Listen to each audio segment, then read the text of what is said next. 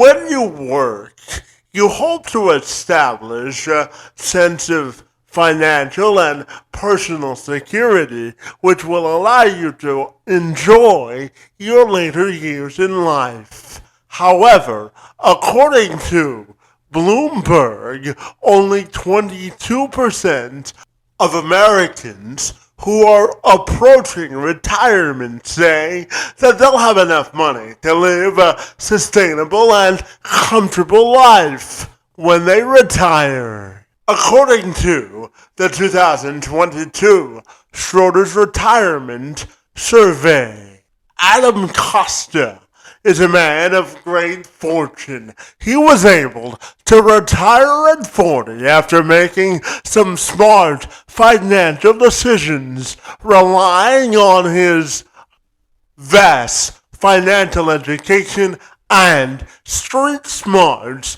to travel the world and help others maximize the best version of their lives every minute of every day. He's the founder of dailybetter.org, which provides free financial education in the form of daily email courses to help people maximize their finances to live the best version of the life they want to live. Costa has some experience dealing with debt and how he crawled his way out of it to live a more prosperous financial and personal life. And now he was on a mission to share those tricks of the trade with all of you.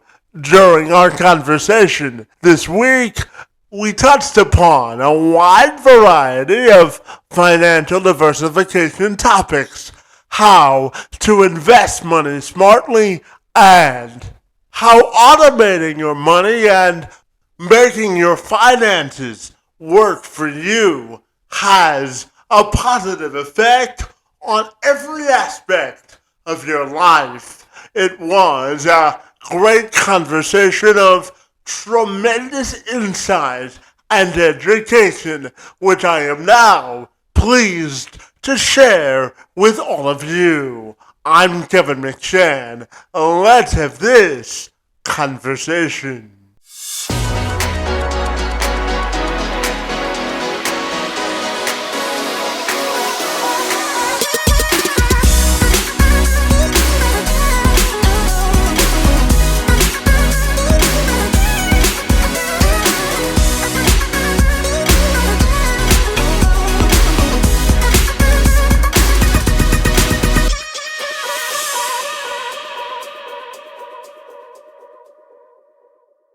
Absolutely. So, Adam, if you're ready, I'll take a moment to welcome you to the program, my friend. I'm super excited to learn how to help people maximize their finances and live their best life. I'm going to wish you a happy Tuesday, and it's great to see you this afternoon. Thank you so very much for being here.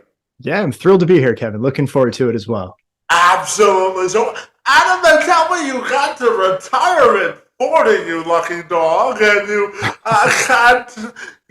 now help people live their best life, and you get to travel all over the world. And I know you're now dedicated to helping people maximize their fullest level of prosperity from a personal and financial lens. So I'm wondering if you can tell me about all the great work that you do. For sure. So let's go back in time a bit. Back when I was 27 years old, which feels like an eternity ago now, I was $6,000 in debt, and I was working 2 full-time jobs. So I worked as a travel agent by day, and then I would go wait tables at night because I was trying desperately to pay off this debt. And that was a real turning point for me because I realized that the way the game was set up, I wasn't going to get ahead trying with this approach. I mean, I was working literally from 7 in the morning till midnight, going home, going to bed, waking up, rinsing and repeating. And so my wife and I started, this is crazy, but despite all of this work that I was doing, one weekend, my wife and I put together a website. and we started to sell our own products online. And from there, we learned a lot about online marketing. We learned how to grow companies. And so we hit the road right after we got married, way back when in 2010. We hit the road and started working as consultants. And for over 10 years, I advised over 140 companies. So the big companies that people know, like Dropbox, Wired, Amazon, as well as dozens of fast-growing startups. And I help them grow their sales through something called conversion optimization, which is basically looking at the website, talking to their users, and asking them to make changes to the site to increase their sales. And those projects have made literally tens of millions of dollars for them. So during these 10 years, my wife and I, we had traveled and we had lived in 30 countries, 33, I think now, I can't keep track. And we did retire at 40 using just a few simple strategies, which I'm happy to share with people on the call today.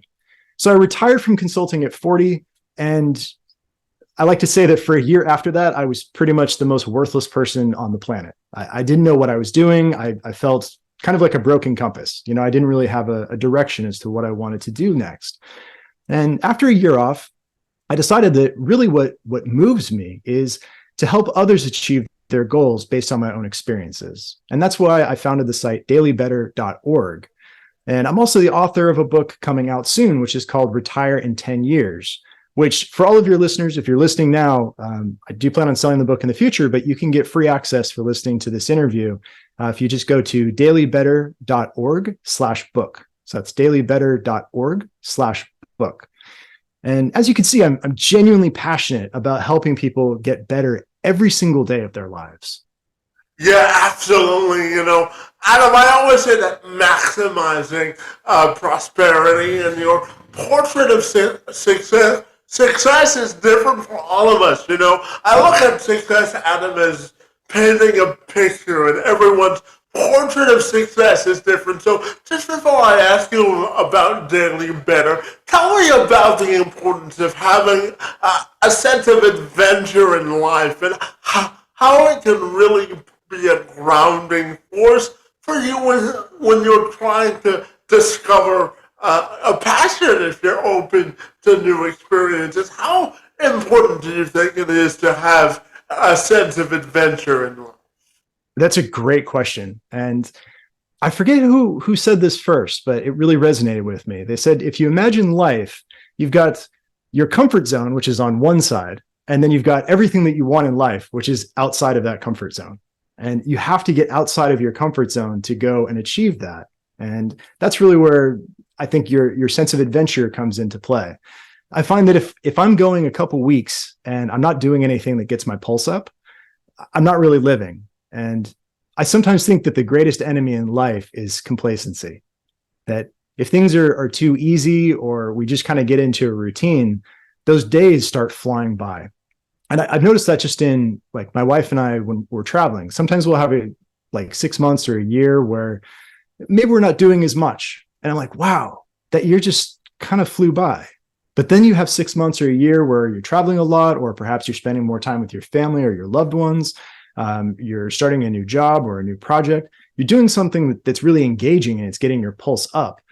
All of a sudden, time slows down. And I really do believe that time is relative in that way. And if you want to lead a very fulfilling life that feels full, you have to have that sense of adventure and do different things. When I say adventure, I don't mean, it doesn't have to be travel. It's whatever gets your pulse up and gets you excited.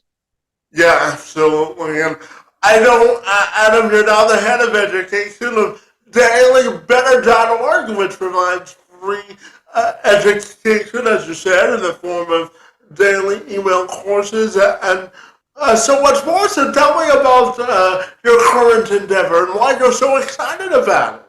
Yeah, so dailybetter.org, it's a passion project. We're not currently selling anything on there. It just offers free daily emails to help others learn skills that they should have learned in school, but didn't. So skills like, how do you automate your finances and set it up? Or how to increase your focus and block distractions, or how to retire in as little as 10 years, even if you're in your 20s. These are things that are actually quite simple if you have a roadmap in place. And each of these courses, they're very short, they're to the point. You get a daily email, most of them only run for like 7 to 10 days. Each email has one simple action, just says, hey, do this one thing and you'll see results. So I like to think of these courses as roadmaps to help people get results as fast as possible. And I think a lot of that actually stems from my experience as a consultant. When people hire consultants, they really only care about one thing, which is the result. Consultants live and die by results. So after a decade or so of getting results for large companies and startups, I really want to do the same thing for people, but on a much more personal basis. And so that's really our mission. That's what gets me excited. That's what gets me out of bed now. Is Daily Better is designed to help people get better every single day, better with their personal development, better with their relationships, and better with their money. Because frankly, a lot of advice out there, it's too generic or it's outdated or long-winded. And as a consultant, I learned that in order to get unconventional results, you have to do unconventional things. And it's amazing what you can achieve when you start thinking outside of the box. Yeah, absolutely. And, Adam, you said that financial education is sort of outdated these days. And your main mission in life now is to help people, as you said, live the unconventional way, but also by understanding what they need from a financial perspective. So let's dive a little bit deeper in creating a roadmap for anyone watching or listening to this on what steps they need to take to really maximize their personal financial sort of diversification and really how they can really use their finances to their advantage. Sure. So at a very high level, it's very simple. The first thing you want to do is automate your finances. And I'll talk about that a little bit later. But just at a high level, focus on automation. It's going to free up time, it's going to free up headspace, and it's going to basically guarantee your results over a long enough period of time. You'll also want to increase your savings, and you can do that by increasing your income as well as reducing your expenses. And I'll give some examples of that in just a second. So if you're increasing your income, you're decreasing your expenses, then you've got this money left over. You want to invest the difference. And there's a million different ways that you can invest. I find for most people, if they're just getting started, and I do this myself, even after a decade of doing this stuff, is to just invest in low-cost index funds. And I can talk more about that a bit later if you'd like.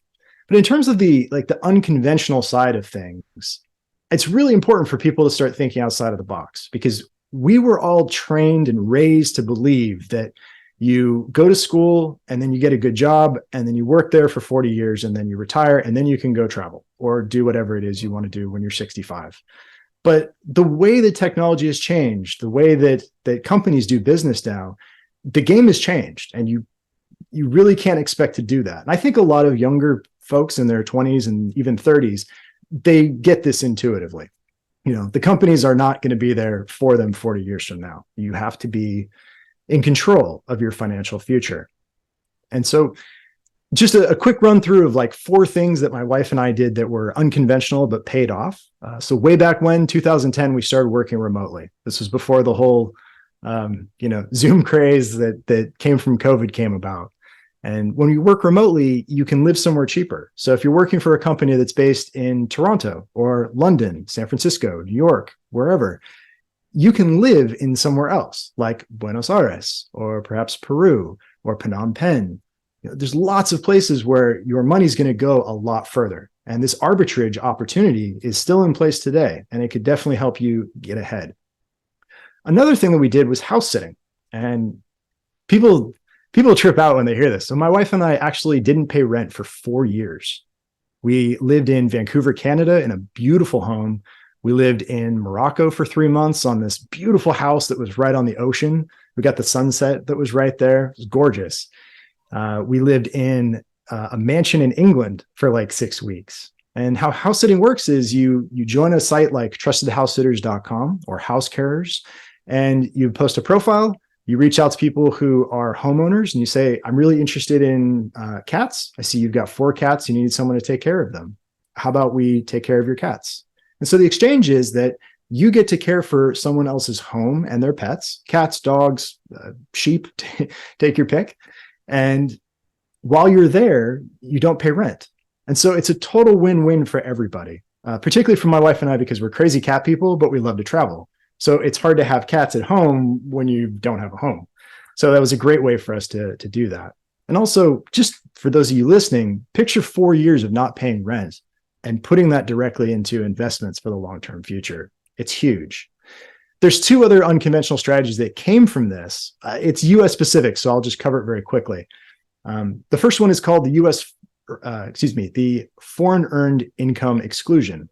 And what this says is if you're a US citizen and you spend 330 days out of a 365-day period, you don't have to pay taxes on the first, let's say, about $100,000 in income. So if you're married or you're with a partner, that's $200,000 that you don't have to pay taxes on while you're traveling the world because you're not in the US. So that's fair, I think. It's not, this isn't like some like sleazy tax evasion tactic. It's written in the tax code. You can just do it. It's completely fine. If you're not there, to me, that's totally cool.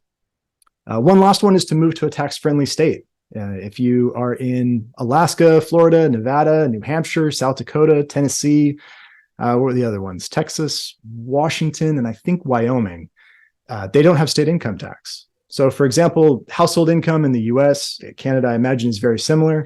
You're looking at like $60,000 a year. You could save $1,500 a year on income tax just by moving to one of these other states. So that's another kind of unconventional strategy.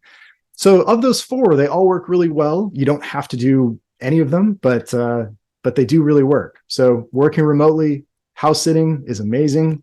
Also moving to a tax-friendly state and the foreign earned income exclusion. And of course, all of these strategies are that much more powerful when you go through and automate your finances. And that's the real key.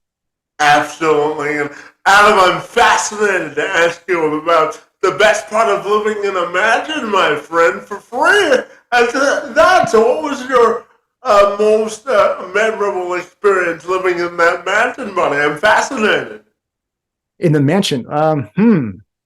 Well, the most memorable one, I wasn't actually there for, which was probably a good thing. So we were in this mansion in England, and I don't want to say names, but the guy whose house it was, forgive me, I forget what it's called in the UK, but it's basically like a Grammy, so like a music awards, but in the UK. So he had won a bunch of those, and he was a producer. It's like a record producer for some very successful bands. And so this house was just beautiful, and he and his wife and their kids were lovely. So they took off, and then I had a business meeting. I was going to meet some partners in London. So I went to London for the weekend. Unbeknownst to me, that was the one night that I wasn't in this house. My poor wife, she's in this big mansion all by herself. Mansion's made of windows, by the way. So it's just all glass.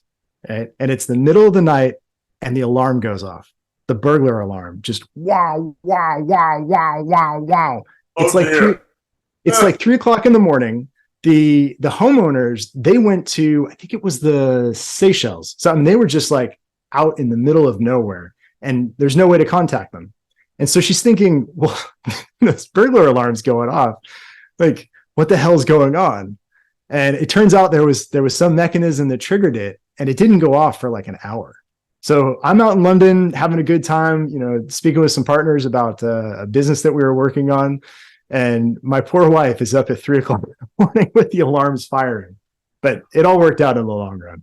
Well, that's quite the story. So how did you make it up to your wife that you weren't there and having all that fun, my friend? Lots of dinners. I cooked a lot of dinners going forward, and lots of flowers and compliments. I find that usually gets me out of a lot of things over time. And you cleaned up after you cooked, right? Of course. Of course. Come on, man. I've been with my wife now 20 years. I'm trained well. Well, I would hope so, right? And marriage is like riding a bike. The more you do it, the better you get at it, right? I like that. Can I borrow that?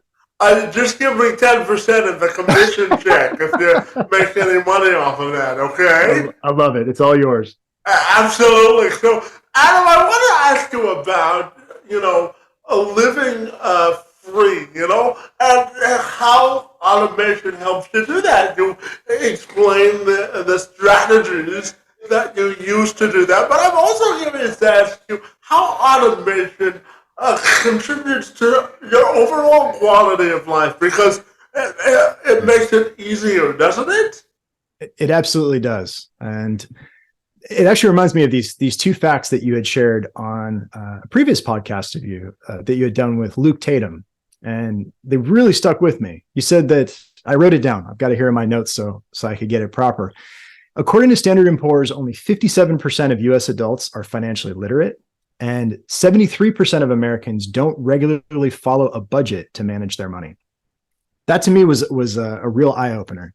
So with automation, you can actually solve both of those. So if people aren't very financially literate, they don't need to read, big books or take large courses on finances.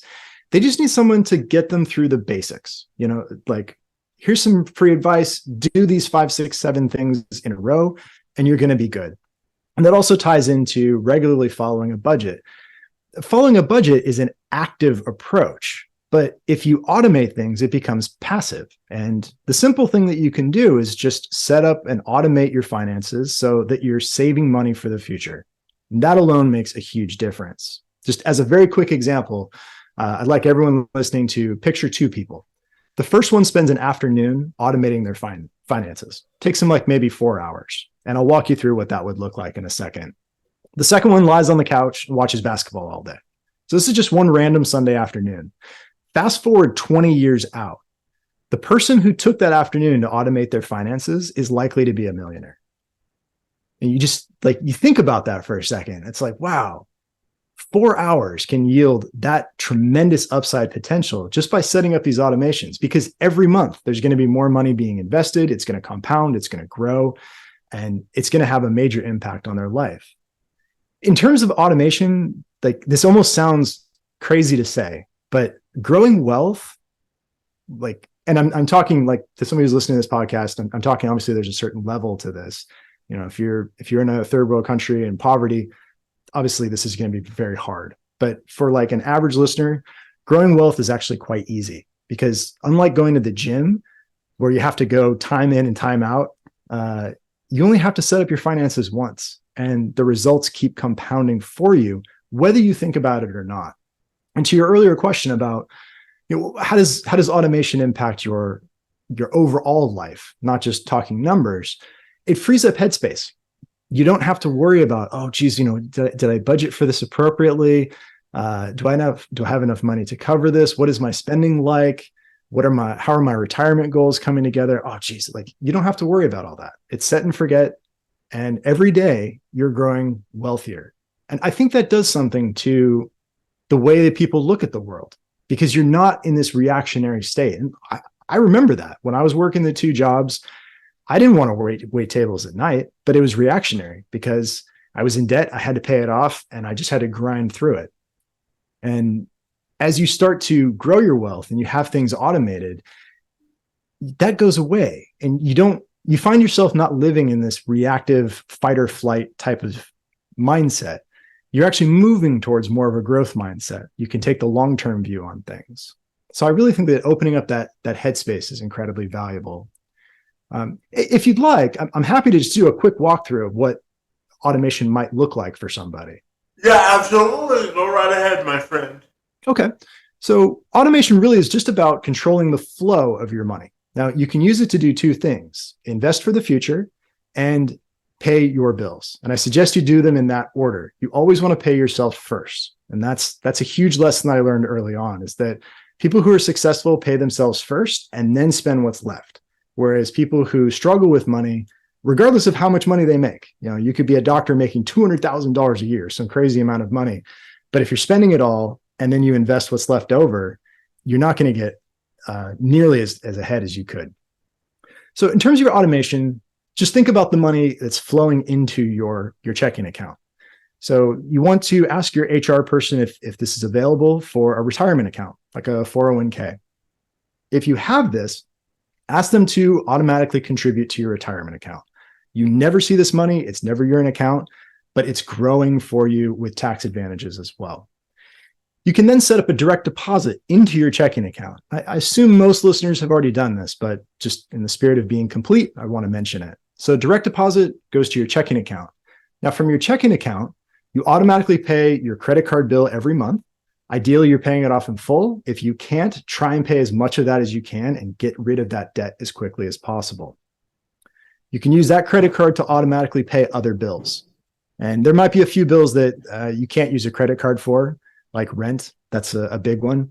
You can set up automatic bill pay from your checking account to pay for that. So this is all pretty simple stuff, but it does take some time to set up. It's not a lot, but it does run automatically. Just a quick pro tip for anybody listening. If you are worried about like, well, my money's coming in, but then I have all these bills, like I'm worried about maybe not having enough money in my account, you can schedule your bills to all go out on like the same day. So for example, if your paycheck comes in and hits your account on the 2nd of the month, all you have to do is call your bill providers. And they'll do this. They really will do this. And you say, hey, I want to change my billing cycle so that I start paying my bills on the 5th. So your money comes into your bank account on the 2nd. You've got 3 days before that money goes out. That gives you a chance to take a look and say, okay, everything looks good. We'll just let it run. From the checking account, you then also want to put additional money into your investments. Now, you've already put money into your retirement accounts, like your 401k or something like that. If you have money left over after paying the bills, you can also put more money into your investments. And again, I recommend starting with this. So you want to put it into your savings account for something short term. Let's say if you want to have like a month or two expenses just in case something happens. If you're saving up for to buy a car, if you have a wedding, things that you're going to be spending money on in the next like year, just keep that in a savings account. Totally fine. Because it's in the savings account, it's not in your checking account. You don't see it. You're not as tempted to spend it. You can also put money into long-term investments, such as like index funds. And I can make some recommendations on like where people can start that are super low cost and easy to get started. And I'm happy to do that just a bit later. So that really kind of summarizes automation and how you can tie it all together into what's called the accumulation phase before you start like actually managing your money going forward. Sorry, Kevin, keep going. No.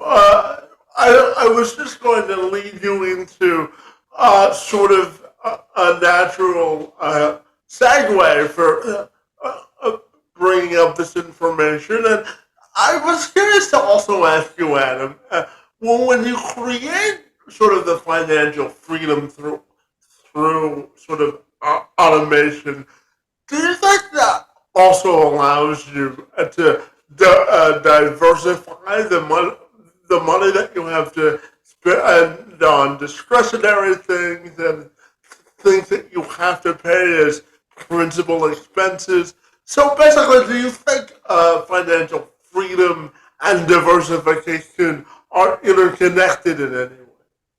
They absolutely are. And yeah, that's an interesting way to look at it. I think that when you have that financial freedom, meaning that you can start doing things without worrying about the financial aspect of it, it really opens you up to a lot of other opportunities. So for example, you could be open to starting new businesses. And more importantly, you can afford to take the long view, because a lot of people, they might be starting a new business because they need to pay. They need to pay the rent and they need to get that money coming in right away.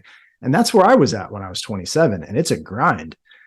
But when you are financially free, you can take the long view and just say, you know what, I'm happy to just provide value to people, talk to people, and see where the opportunities may lie. And you don't have to worry about trying to make a quick buck. Like nobody really wants to make a quick buck. They just have to make a quick buck given their life circumstances.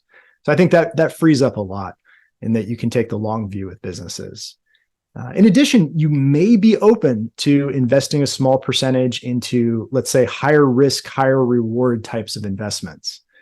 If you're in a very comfortable position and you want to invest 1 to 5% of your assets into something that may go to zero or it may 10x, well, I mean, that could be very worthwhile. But you wouldn't want to do that if you're just scraping by. You want to play it conservative and just play the long game there. Having said that, you don't have to diversify. Many people, such as myself, are happy to sit on a large pile of index funds. It's simple, it's low cost, it's easy, and I know it's going to be there 10, 20, 30 years down the road.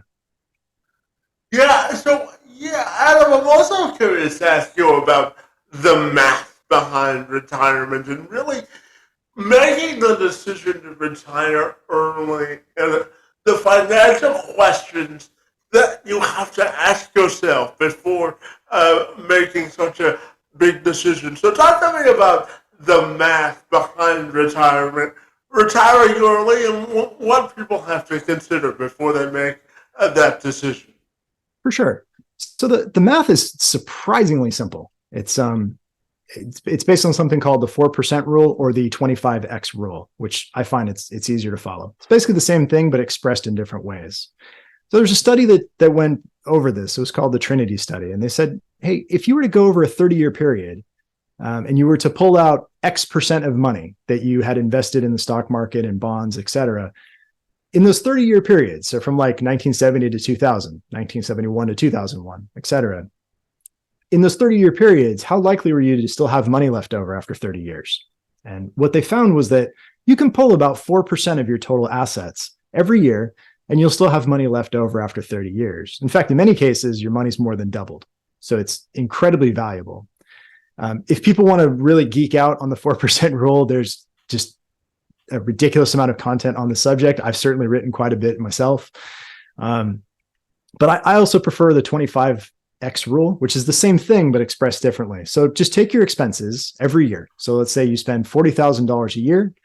You multiply that by 25 times, and that tells you how much money you need to retire. So $40,000 times 25 is $1 million. And that's how much you need to basically stop working and never make another cent for the rest of your life. If that number is too big or it's just kind of a complex topic, another simple way to look at it is for every $300,000 you save, so $300,000 is going to translate to $1,000 a month in passive income. I'll just say that again real quick. $300,000 invested is $1,000 a month in passive income for life. So hopefully that number helps people as well. Yeah, absolutely. And Adam, there are different levels of financial freedom because, retiring for some people or achieving financial freedom has a different definition for all people. But I'm curious to ask you about achieving that financial freedom and really having a sustainable sort of appetite to make sure that continues. So how do you think financial freedom and the definition of that can be diversified? Yeah, this is something that I was guilty of myself. When I had first learned about this, in my mind, I was thinking it was very binary. You're either financially free or you're not. And it's like you wake up one day, you've put in that extra $20 into your account, and you're like, that's it. I'm financially free. That's not really the case. It's a spectrum. And there's a lot of exciting opportunities along the way. And the best way to think about it is when you're working towards financial freedom, you're making money from two different ways, your job or your assets. And when you're first starting out, if your net worth is zero and you have a job, then 100% of your income is coming from your job. So on the other end of the spectrum, 100% of your income is coming from your assets and you don't need a job. But obviously that's a huge spectrum. So as you increase your assets, you decrease your need for a job until eventually you don't need to work. So if we think of this as a spectrum, from on one end, you have zero assets. On the other hand, you have enough money that you never need to work. Let's say you're halfway to your goal. Now, it'd be easy for somebody to say, oh, geez, I'm only halfway. This is going to take me forever. I'm never going to do this. Well, first of all, halfway is actually a lot more than halfway due to compounding, but that's another story. What's more important to think about is that because you're now halfway, you can start doing lots of different things. So for example, let's say you really like your job. You could scale back your current job and just work 20 hours a week or maybe 6 hours a month. You could also find a different lower paying job that you love. My favorite job that I ever had in my life was working as a tour guide. And I ran cross-country trips across North America. So we go Mexico, US, and Canada. It was a blast. It paid nothing, but it was a lot of fun. So you could do stuff like that. If you say, I don't really want to slog it out at this job for another 5 years, why don't I go do some fun work now? And I can just let my investments continue to grow. In fact, if you're halfway there, your investments will probably double in 10 years anyway. So just go do something else to cover your current expenses, stop worrying about saving, and go have a good time. So the key point to all of this is that there are levels to this, and you've got a lot of different options, even if you're only halfway there. Yeah, absolutely. And, Adam, I'm going to ask you a sort of a selfish but interesting question for me. Adam, I don't know if you knew this about me, but I used to work for the Ontario Chamber of Commerce on a project called the Discoverability Network, and it was the province of Ontario's new online job matching portal for individuals with disabilities and employers to get connected. And the saying for the network and the chamber when I worked there was seize the opportunity to advance your business. So I'm curious to ask you, how do you think people can seize the opportunity to advance their lives and maximize their finances? It's a good question. I think it really does boil down to 3 simple steps, which is you want to increase your income, you want to decrease your expenses, and you want to invest the difference. It's really that simple, because the less money you spend, the less money you need when you're retired. And that's easy. It's also very easy to increase your income depending on how you go about it. So yeah, just in terms of reducing your expenses, I know the big 4 expenses for most people in order, they're going to be taxes, housing, food, and transportation. It's not the same for everybody, but it's usually in that order.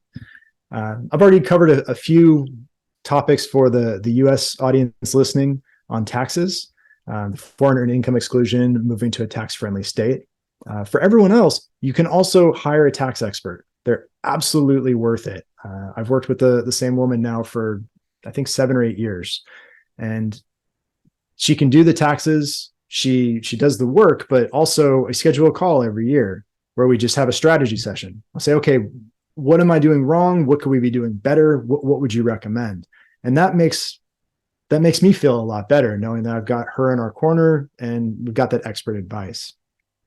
In addition, you could also start a side hustle of some sort. At least initially, you can write off those expenses, and that could be useful. If you want to reduce housing expenses, like I said, I've covered a few, like house sitting. You can also do house hacking. So if you can rent out a room in your place, that has a huge impact on your savings. You can save a tremendous amount of money there. You could also do what's called a home exchange. If you own your own home, if you want to go on vacations, basically you swap a house with somebody. And you say, hey, you live in Aspen, I live in LA, just as an example. We can swap. And you can either do it at the same time or different times, however you see fit. So there's some good ways to reduce your housing expenses. And then also, and this is true for everybody listening, there's smaller but very low-hanging fruit that has a big impact. Call your bill providers and negotiate lower rates, lower fees. So your credit card is a great one to start. Call them up and ask for a lower rate, particularly if you have debt. If you don't have any debt, you can call and ask them to increase your credit limit, which is really good for your credit score. In either case, call them up and see what they can do for you.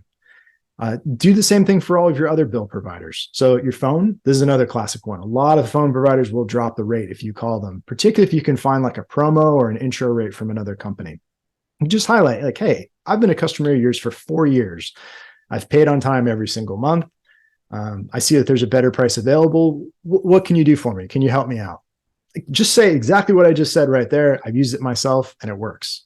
And it's not just on the phone. You could do that for all of your memberships. So the gym, cable, internet, like any of the wireless providers.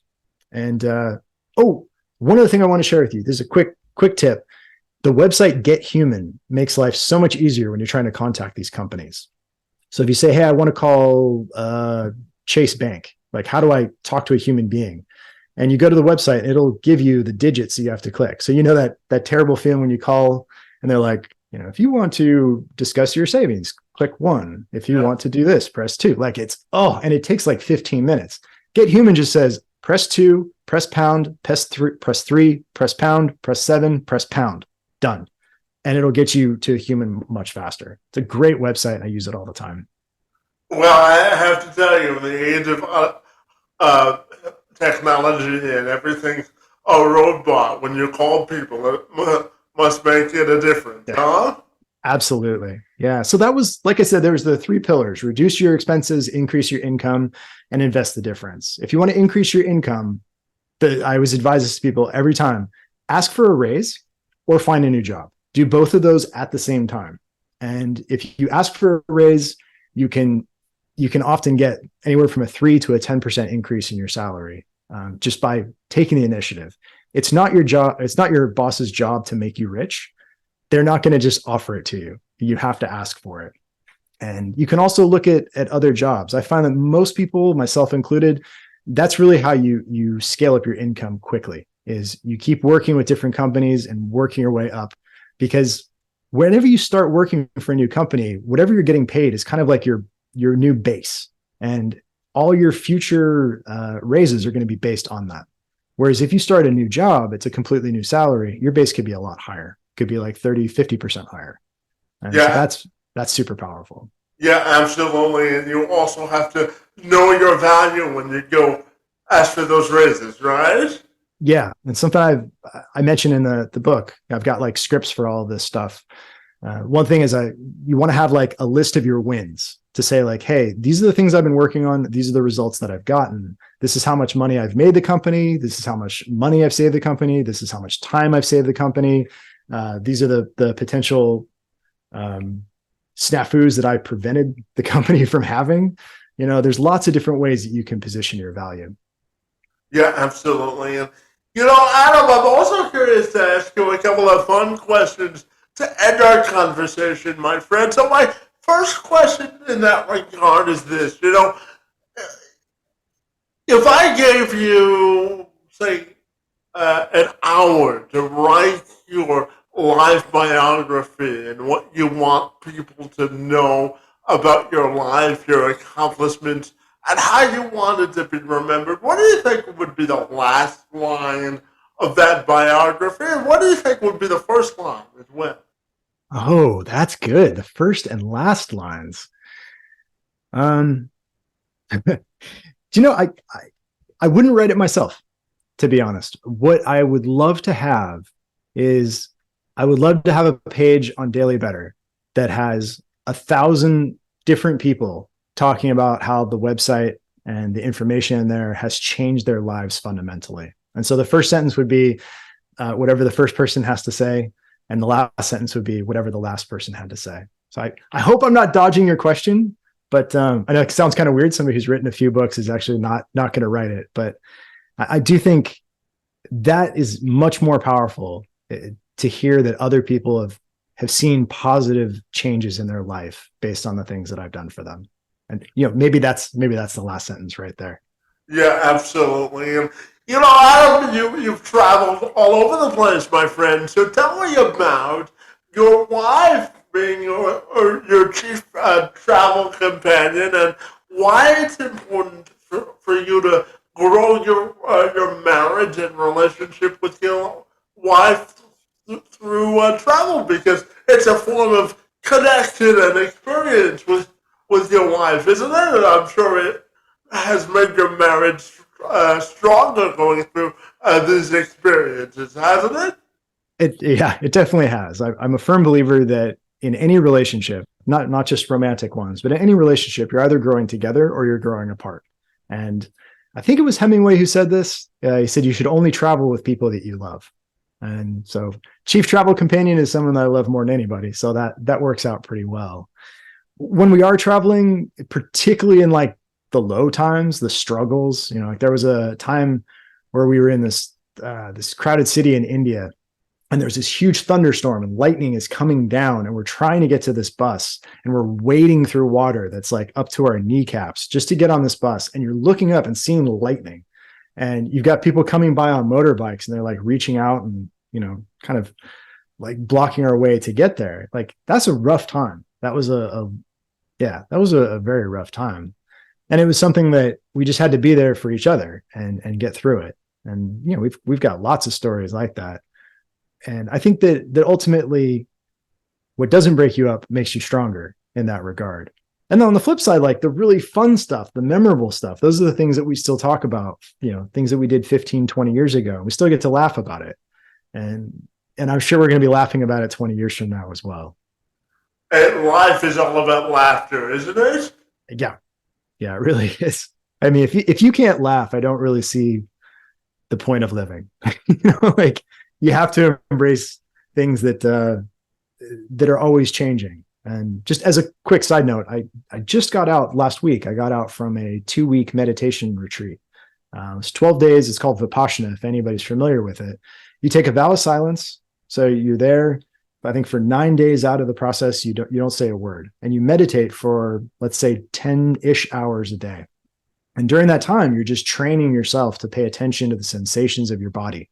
And as you do that, you learn to not react. So if like, oh, my leg hurts, or, there's something bad, or, oh, wow, I'm getting this like really pleasant flow, you train your mind to not react to either of those things. You just observe, and you just observe.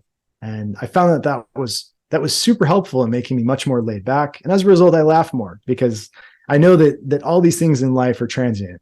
Things will change. And what's happening right now will be very different than what happens 15 minutes from now. This too shall pass, like the old saying.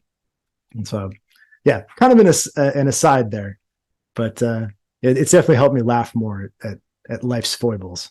Indeed. And, Adam, I'm going to end our conversation with a 2-part question because, I wanted to start this podcast 2.5 years ago because I looked at the world and I said, there has to be more that brings us together than tears us apart. So I wanted to create this platform to provide sort of bridges of inclusion and acceptance. And, building human and social capital is very important to me. So tell me about how you think, from a life perspective, people can build human and social capital in a more faster pace than they do now. And when you look at your overall life and legacy, my friend, how do you want that to be defined? I agree. I think your network is really everything. The people in your life, the people that you care about, that's really what makes life, worth living as well. Being able to laugh with them about things. And so how people could grow that faster, I'm not sure if it's faster, but it's certainly a higher quality, would be to appreciate, and again, this is coming from the meditation retreat that I had just done, is that it's very easy to be unnerved or driven to anger from things that other people are doing. And you can't really control what other people are doing, but you can control how you react to it. And I've really learned we all have kind of 2 reactions to everything. There's the knee-jerk reaction, like a reflex, where it's just like, somebody cuts you off in traffic and you just like anger right away. It just comes out of nowhere. But then there's the second, more considered reaction, where you might think, well, maybe they're in labor. Maybe they're having a heart attack. Maybe they're just having a bad day. And besides, I'm just in this car, I'm driving, everything's fine. And I think learning to embrace that slight pause and not react, just taking that slight pause to consider where the other person is coming from, can really increase the quality of relationships.